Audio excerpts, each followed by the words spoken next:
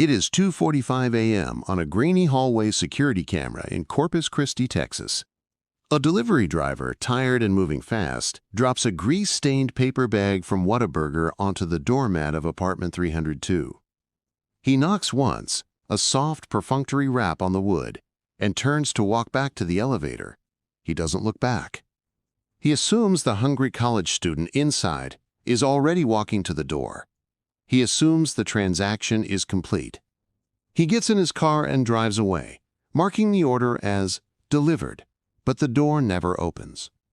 The fluorescent hallway lights buzz with a low, electric hum, illuminating the bag as it sits there, slowly going cold on the dirty carpet.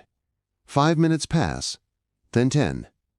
Inside that apartment, Caleb Harris's phone is unlocked on the table. His shoes are by the couch, his PlayStation is paused. But Caleb has vanished into thin air. There is no other exit, no struggle, and no sound. Just a bag of cooling food sitting on a doormat, serving as the silent tombstone for a mystery that defies the laws of physics.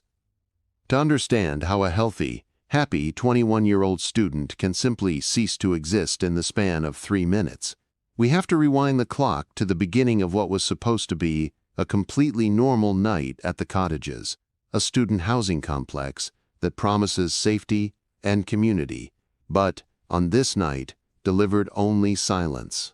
Caleb Harris is the kind of guy you notice because of his energy. He is a fishing enthusiast, a beloved friend, and a dedicated student at Texas A&M Corpus Christi. On Monday, March 4th, the vibe in apartment 302 is relaxed. Caleb and his 2 roommates are doing what college kids do. They are up late, playing video games, laughing, and ignoring the fact that Tuesday morning classes are looming. Around 1 a.m., the energy starts to wind down. One roommate heads to bed. The other decides to turn in shortly after. But Caleb is a night owl. He isn't ready to sleep yet. He stays up, scrolling through social media, sending Snapchats to friends, and playing with a new puppy he and his roommates had recently adopted. At 2:20 a.m., Caleb decides to take the puppy out for a bathroom break. This is a crucial moment in the timeline because it establishes his state of mind. He isn't distressed. He isn't running from anyone. He is just a guy walking a dog in his pajamas. He chats with a roommate's girlfriend in the parking lot. He is seen on CCTV walking back into the building, calm and composed. He returns the dog to the apartment, locks the crate, and sits back down on the couch. At this point, the apartment is quiet. His roommates are asleep behind closed doors. The world outside is dark and foggy, typical for the Gulf Coast in early March. Caleb gets hungry. At 2:38 a.m., he opens the Uber Eats app on his phone and orders a sandwich from a nearby convenience store. It is the most mundane action imaginable. He enters his payment info. He hits Place Order. The app gives him an estimated delivery time of 2:50 a.m. Caleb now has 12 minutes to kill. 12 minutes to wait for his food. 12 minutes to sit on his couch. But he doesn't sit. Something makes him stand up. Something compels him to walk to the front door, open it, and step out into the hallway. We know this because he leaves his keys on the counter. He leaves his wallet next to them. And most chilling of all, he leaves his shoes. Caleb Harris steps out of his apartment barefoot. Why would a man leave his home without shoes if he planned on going further than the hallway? Was he just checking for the driver? Did he hear a noise? Or was he lured? The timeline becomes razor sharp here. At 2:44 a.m., Caleb sends a Snapchat to a friend. It's a video of a bridge near the campus, likely an old video he had saved in his camera roll, but it proves he was active, conscious, and using his phone at that exact minute. Then, silence. At 2:45 a.m., the Uber Eats driver arrives. The driver drops the food. He takes the proof of delivery photo. In that photo, the hallway is empty. Caleb is not there. The door is shut. The food sits there for hour after hour. The grease soaking through the bag, a silent sentinel witnessing the sunrise that Caleb would never see. When his roommates wake up at 8 a.m. for class, the first thing they notice is the stillness. The apartment is too quiet. They walk into the living room and see the food bag still sitting outside. They see Caleb's truck parked in its usual spot outside the window. They see his keys. They see his wallet. They see his shoes. But Caleb is gone. Panic doesn't set in immediately. Maybe he went to a friend's house? But who goes to a friend's house barefoot in the rain without their ID? By 11 a.m., the text messages are going unanswered. By noon, the calls are going straight to voicemail. And by 2 p.m., the police are standing in that hallway, looking at a bag of cold food and scratching their heads, realizing that they are staring at a locked room mystery that is about to become a national obsession. When the Corpus Christi Police Department arrives, they initially treat it with the standard skepticism reserved for missing college students. They assume he is blowing off steam. They assume he is at a party. They tell the family that adults have the right to disappear. But then they look at the evidence left behind in apartment 302, and the runaway theory begins to disintegrate before their eyes. Who runs away without shoes? Who runs away without a car? Who runs away moments after ordering a sandwich? The police cordon off the apartment and begin to build a digital timeline. And this is where the case shifts from a disappearance to a nightmare. They pull the data from Caleb's cell phone. The analysis of the phone's activity log reveals a discrepancy that makes the blood of the investigators run cold. We know Caleb ordered the food at 2:38 a.m. We know he sent a Snapchat at 2:44 a.m. But here is the glitch in the matrix. The apartment complex's perimeter CCTV cameras pick up a figure resembling Caleb walking out of the side exit of the building at roughly 2:40 a.m. Let's pause and look at that again. If Caleb is seen on camera walking out of the building at 2:40 a.m., how is he sending a Snapchat from his phone at 2:44 a.m.? Is it possible that timestamps are out of sync, or is there a more terrifying explanation? The figure on the CCTV is walking with a purpose. He is barefoot. He is wearing the clothes Caleb was last seen in. He walks into the darkness of the parking lot, heading toward a marshy area behind the complex. He doesn't look back. He doesn't look like he is being coerced physically. There is no gun to his head, no one dragging him, but his pace is urgent. And yet, 4 minutes after this figure exits the building, Caleb's phone is active. There are only two possibilities here, and both of them are horrifying. The first possibility is that Caleb took his phone with him, sent the Snapchat while walking barefoot in the mud, and then vanished. But if he had his phone, why did it stop pinging shortly after? Why was it eventually turned off? The second possibility is the one that keeps detectives awake at night. What if Caleb didn't send that Snapchat? What if the figure walking out of the building at 2:40 a.m. was indeed Caleb, lured out or checking something, but the person interacting with the phone at 2:44 a.m. inside the apartment wasn't him? This theory implies that while Caleb was walking into the night, someone else was in his safe space, creating a digital alibi, or perhaps checking the Uber Eats app to see how much time they had before a witness arrived. The police bring in the K9 units. The dogs pick up Caleb's scent. They trace it from the apartment door, down the hallway, down the stairwell, and out that side exit. The scent trail continues through the parking lot, past his truck, and then it just stops. It doesn't fade away. It terminates abruptly in the middle of a paved road. This is the hallmark of a vehicle abduction. A scent trail that ends in the middle of a road usually means the target got into a car. But whose car? Caleb didn't call an Uber, he didn't call a taxi, and his friends were all asleep. Did he meet someone he knew?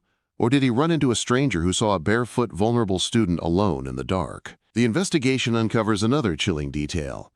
The Snapchat he sent at 2:44 a.m. The video of the bridge was not a live snap. It was a memory upload. This means whoever sent it didn't need to be at the bridge. They just needed access to his unlocked phone. This reinforces the intruder theory. If Caleb was outside at 2:40 a.m. and the phone was used at 2:44 a.m., someone was manipulating the timeline. The police interview the roommates. They are cleared immediately. They were asleep, and their digital footprints back up their alibis. They interview the Uber Eats driver. She is a woman, a grandmother, working a late shift. She has no connection to Caleb. She dropped the food and left. She is cleared. So we are left with a 3-minute window between 2:42 a.m. and 2:45 a.m. where Caleb Harris evaporated. The police drain the nearby canals. They search the marshes with drones. They check the dumpsters. Nothing. Not a single physical trace of Caleb is found. No torn clothing. No blood. No footprints in the mud beyond the pavement. It is as if the sky simply opened up and swallowed him whole. And through it all, the question haunts the family. Why did he leave the apartment without his shoes? What could possibly be so urgent or so compelling that a young man would walk out into the damp, cold night barefoot, leaving his hot food on the way? We are now months into the investigation, and the silence from the authorities is deafening. But the silence from the evidence is even louder. To understand what likely happened to Caleb Harris, we have to stop looking at this as a missing person case and start looking at it as a home invasion that moved outside. Let's reconstruct the night with the darkest theory available, the theory that explains the barefoot exit and the timeline glitch. Imagine it is 2:39 a.m. Caleb orders his food. He is relaxed. But then he hears a noise, maybe a tap on the window, maybe a car alarm that sounds like his truck. Maybe he gets a notification that isn't on the official log, a burner app, a signal from someone he met online who hasn't been identified. He stands up. He thinks, I'll just be a second. He doesn't put on his shoes because he isn't going out. He is just checking the perimeter. He steps into the hallway. He walks down the stairs. He exits the side door. The door clicks shut behind him. These side doors often auto-lock. Now Caleb is outside. It is 2:40 a.m. He realizes he is locked out. He doesn't have his keys. He might not even have his phone if he left it on the couch. Or if he did take it, maybe the battery is dying. But let's look at the alternative, the ghost in the room theory. What if Caleb didn't leave voluntarily? What if the timeline glitch exists because two people were operating in that space? Theory B suggests that Caleb was flushed out. He steps outside to meet someone or to check on something, leaving his apartment unlocked. While he is outside, the predator slips inside. The predator is now in the apartment. Caleb comes back to the door, but it's locked, not by the auto lock, but by the person inside. The person inside picks up the phone at 2:44 a.m. They see the Uber Eats notification, driver arriving in 1 minute. The predator panics. They know a witness is coming to the front door. They cannot exit the way they came. So they wait. They watch the map. As the driver steps out of the car, the predator slips out the back window or hides in the roommate's empty closet. Meanwhile, Caleb is outside, confused, maybe walking around the building to try another door.